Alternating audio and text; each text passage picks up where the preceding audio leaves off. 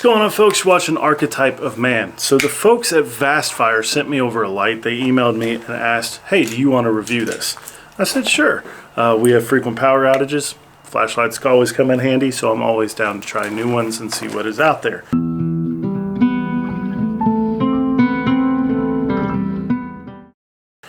So this is what they sent. We'll do a close-up and things like that. But suffice it to say, this is an absolute unit of a light with some cool features that I think might make it a great emergency light or something to keep in your vehicle or for camping.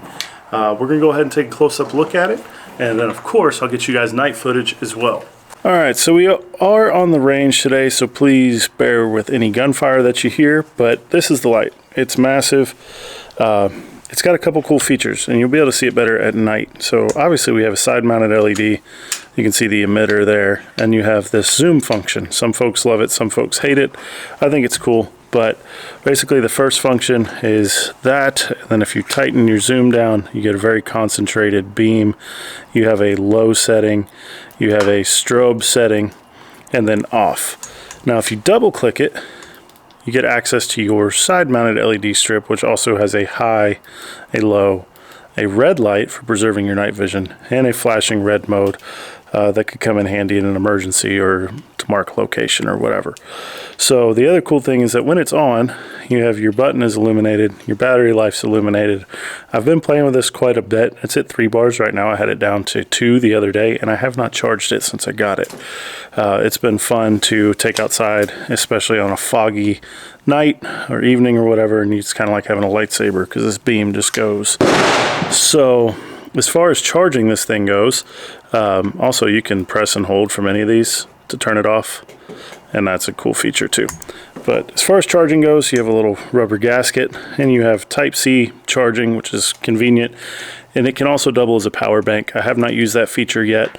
I have other dedicated power banks I typically use, and I really wouldn't want to be depleting a light source if it came down to it. But in a pinch, you know, depending on what else you need to charge, that's a cool feature. As far as batteries go, it did come with this lanyard as well. As far as batteries go, this is an absolute unit. It looks like two 26-650 batteries run in series, so that's a chunk, but should provide pretty good runtime. And of course, as usual with my light reviews, I will throw specs and data down in the description, and there will be a link in the pinned comment that will be an affiliate link. It does help out the channel. My recommendations on this don't change just because of that, but I do think that, you know, obviously it's a bit large as a duty light or anything like that, but as something to keep in your vehicle, as something to keep around the house, especially with this function, it does provide pretty good area lighting, and I have not noticed much battery drain using it like that. I actually did use it during a power outage at the house, and that's part of what's consumed battery. Power was out for about 4 hours. So yeah, it's a cool light. I like it a lot. It's definitely one that I'm going to keep charged up and ready to go in the event of more power outages, which we do get quite a bit of. But very cool. The zoomable feature is nice, and you'll see more with the night footage. But yeah, I think this is awesome. All right, so this is the VastFire light. We're going to get you some nighttime footage here. So it's dark, and the porch light's got some ambience, but there's your high mode, which is what it comes on initially. You got your battery life indicator, and your low, and this is in the flood mode. You do have strobe, but going back to high, you can do that and focus in that beam, and it doesn't, you know, you can vary it as you need to, but when you do that, it is very bright. You can reach up into trees and, you know, look around, see what's what. So hopefully the camera's picking that up okay, but it is definitely very focused, and even on low you still get the same effect, just obviously a little bit dimmer, which is cool. It's useful like that to me. And if you double click those side lights that we were talking about earlier, you get some nice area lighting. So that's high. but that's obviously plenty to walk around. Even low is still pretty good as like just a general navigation light. Doesn't reach super far, but it's enough. Now we'll go over here where it's a bit darker, using this for illumination.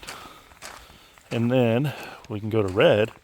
Red's actually pretty bright. Now the camera is picking that up a lot more vibrant than the naked eye is seeing it.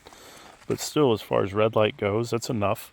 You could read by that easily in a room.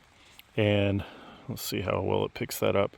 It's only one strip of the side LEDs, so my guess would be that's the most power efficient of the lighting modes. And of course, you do have the flashing mode, some sort of SOS or whatever. But it's cool. Again, that main mode of it is very bright. Some sort of medium setting with your flood versus spot would probably come in handy. But I actually really like this for coming out here and seeing. I can see pretty much as the geography and topography here will allow me to see on my property. This light will reach it. So that's a neat feature to me. And then it's just fun to come outside and play with the bat signal, reach out there and see what's going on. But I think it's a cool light for sure.